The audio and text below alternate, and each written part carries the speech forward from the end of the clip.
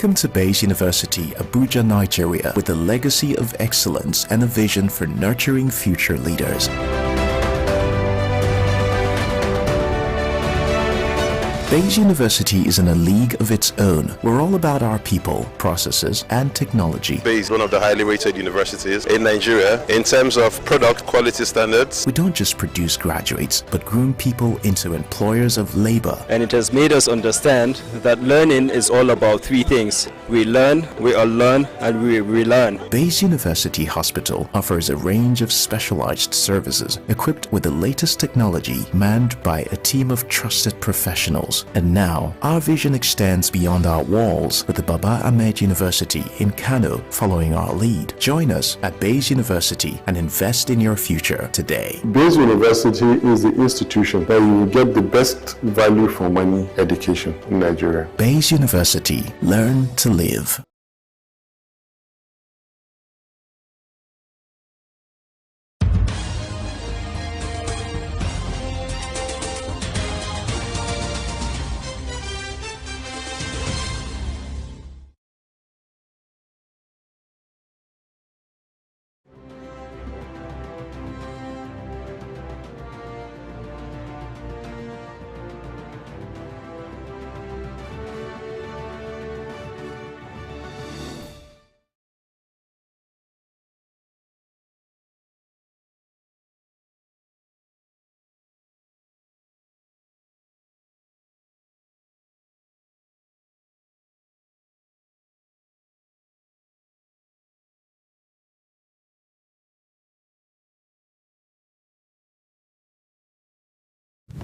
On Global TV News Express, President Tinubu names former Lagos Commissioner Olatunji Bello head of Consumer Protection Commission.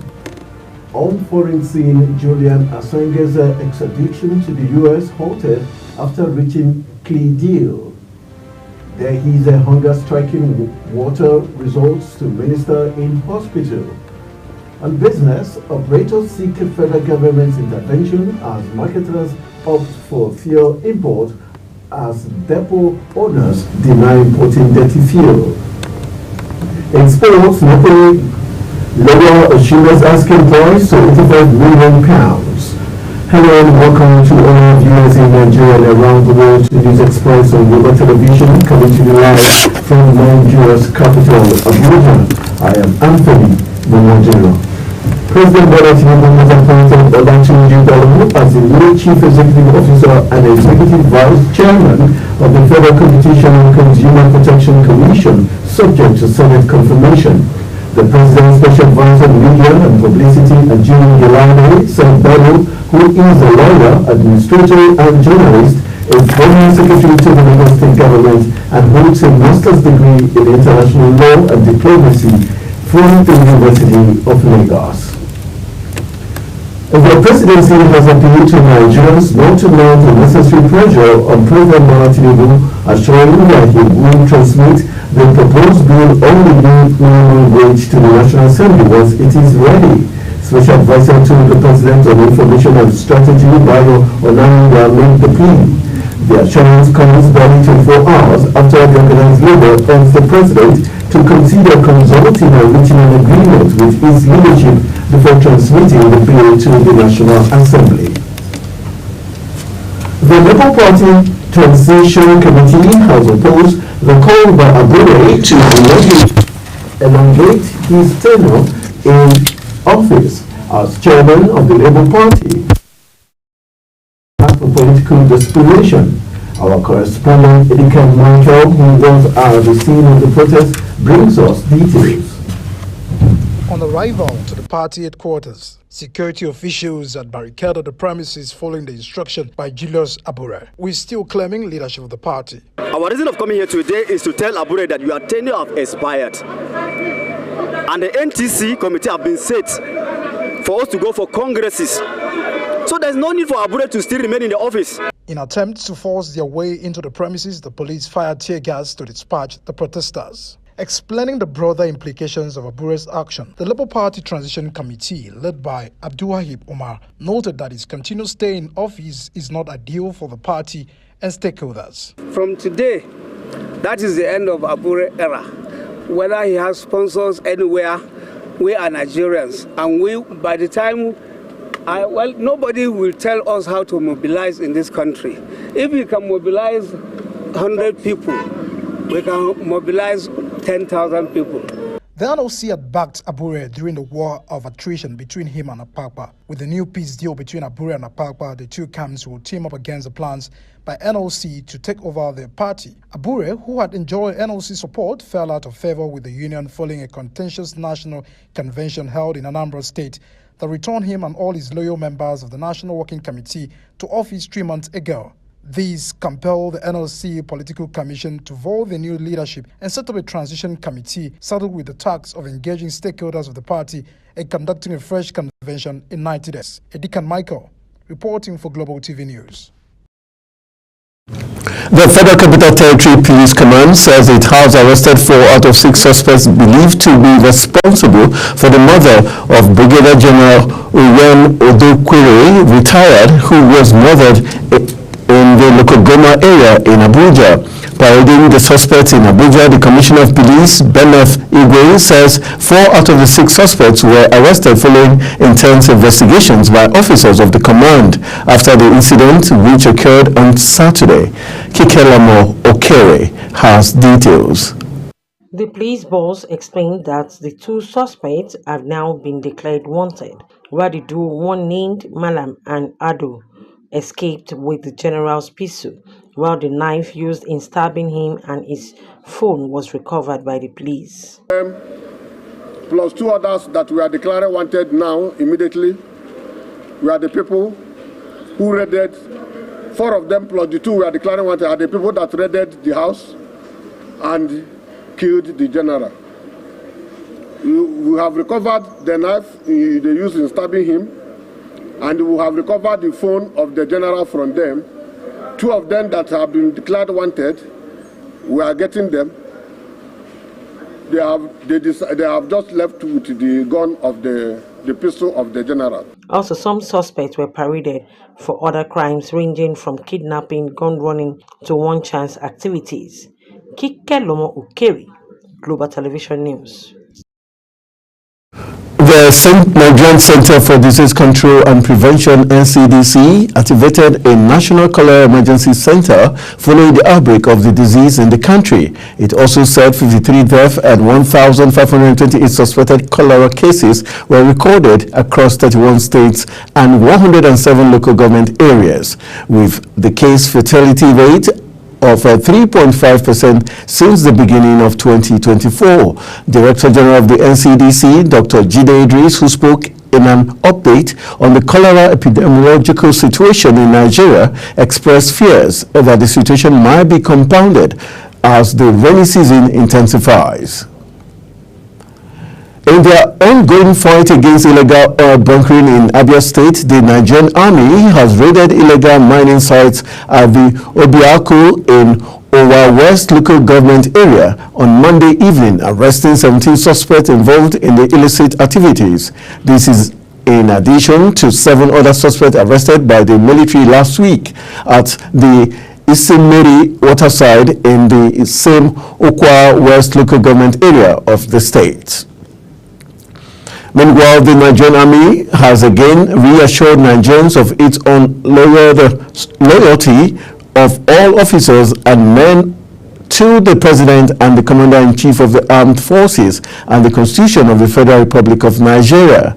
Addressing a news conference in Abuja ahead of the 2024 Nigerian Army Day celebrations, Chief of Army Staff Lieutenant General Turid Lagbaja, who was represented by the Chief of Policy and Plans, Major General Abdusalam Ibrahim, said the Army remains committed to the unity of Nigeria as an indivisible nation. Kikelamo Okere now reports.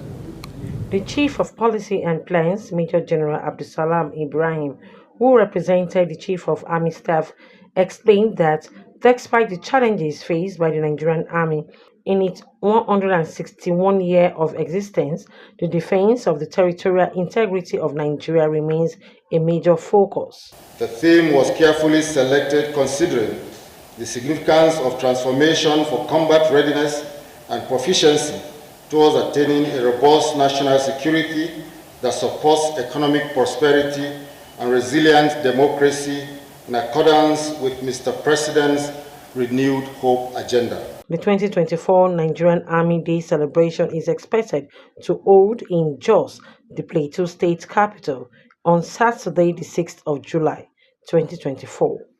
Kike Lomo Okeri, Global Television News. The Sokoto State government has refuted the claim by the Muslims' Rights Concern over the purported plan by the state to dethrone the Sultan of Sokoto, Sa'ad Abubakar III, describing the allegation as a malicious publication. The state government wondered how a responsible body like a MURIC, claiming to be protecting the rights of the Muslims, would descend so low and cheaply to join hands with deluded mischief makers and enemies of progress to fabricate such a false and unsubstantiated story just to create an unfriendly atmosphere and fear in the minds of the law-abiding and peaceful citizens of the state. The management of the Nigerian Education Loan Fund says it has announced a 14-day postponement of the application process for students' loan for state institutions due to low data submissions. The fund stated that the decision was necessitated by the failure of several state-owned institutions to upload the required student data and fee information to the management of the Nigerian Education Loan Fund student verification system. You're watching News Express coming to you live from Nigeria's capital, Abuja. We're on Star Times Channel 276. Kindly follow us on all social media platforms using @Global TV NG and other handles now showing on your screen. When News Express returns, as economic hardship bites, petrol price reportedly hits 2,000 naira per litre in Adamawa. These and other stories coming right after this break. To stay with us. Are you ready to be entertained like never before? Get ready to dive into the latest and greatest entertainment news in lifestyle, music, movies, birthday celebration, and so much more. All on Entertainment Circle on Global Television. From the hottest red carpet event to exclusive interviews with your favorite stars, we've got you covered. Stay up to date with the latest trends and news from the entertainment world, all in one place. Tune in every Saturday by 1 p.m. with Chong Annabelle Joseph on Global Television. In an ever-busy world, the increasing challenge of keeping track of health matters can be extremely demanding. Follow the latest health tips and trends on Health Guide on Global Television on Tuesday at 3 p.m. Health Guide on Global Television. Put your health first.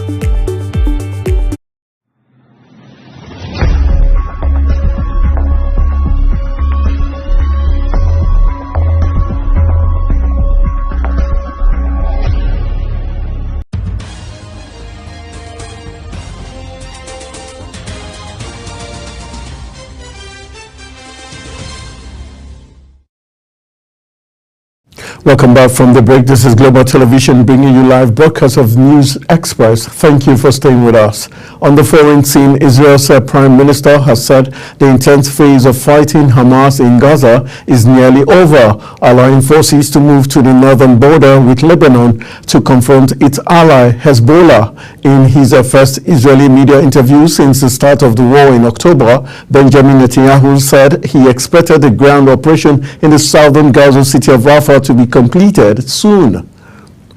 Two Russian top officials may face the most difficult part of their career as the International Criminal Court has issued warrant of arrest against them for alleged international crimes, war crimes, and crimes against humanity amid the ongoing war in Ukraine. Former Russian Defense Minister Sergei Shoigu and the Chief of General Staff Valery Gerasimov were slammed with the warrant as the court said that the two were allegedly responsible for the two war crimes. The accusations include directing attacks at civilian objects and causing excessive accidental harm to civilians or damage to civilian objects. A session of Kenya's parliament has been on fire minutes after protesters broke through police lines to storm the complex. Live footage on local television showed smoke coming from inside the complex. There have been reports of people being wounded as police fired rounds to disperse the crowds. A human rights organization said it has witnessed 4 protesters being shot and said that 1 person had been killed. This has not been confirmed. Delhi's water minister Atishi has been admitted to hospital 5 days after she began a hunger strike to highlight the city's water crisis. The Indian capital has been facing severe water shortages as a prolonged heat wave has pushed up consumption. Atishi was taken to hospital after her sugar levels dropped to 36, way below the normal range. In business, operators in the downstream oil sector has called on the federal government to intervene by ensuring the provision of crude oil to the Dangote Petroleum Refinery, as marketers now prefer to buy cheaper imported refined petroleum products rather than patronizing Dangote Refinery. They also slammed the international oil companies operating in Nigeria for selling crude oil to Dangote Refinery above the global market prices, describing these as anti-country practice. This came as the Independent Petroleum Marketers Association of Nigeria explained that the reason marketers were shunning the diesel and aviation fuel produced by the Dangote Refinery was that the products were higher in cost. Depot and Petroleum Products Marketers Association of Nigeria has denied importing dirty fuel into Nigeria, saying the diesel from the Dangote Refinery contains more sulfur than imported one. The association is reacting to claims by the management of the Dangote Oil Refinery that the Nigerian Midstream and Downstream Petroleum Regulatory Authority had been granting licenses indiscriminately to marketers to import what they described as dirty refined product into the country. The Independent Petroleum Marketers Association of Nigeria, Adamawa and Taraba chapter has expressed resolve to continue its ongoing strike even as petrol sells for 2,000 naira per litre.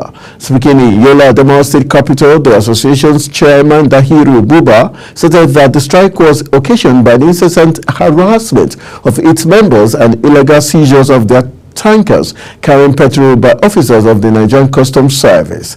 He said customs officers had abandoned their designated areas of operation at the borders and were now targeting legitimate businesses in metropolitan and local government areas.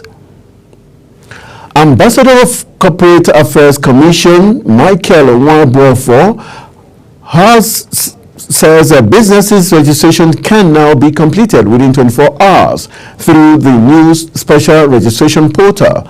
Michael urged business owners to take advantage of the innovation and beat the July 7 deadline for mandatory business registration set by the Commission and the Central Bank of Nigeria, noting that the portal enables businesses to register and receive documentation within a day. The number of electricity consumers rose by 210,000 from 12.12 million in the fourth quarter of 2023 to 12.33 million in the first quarter of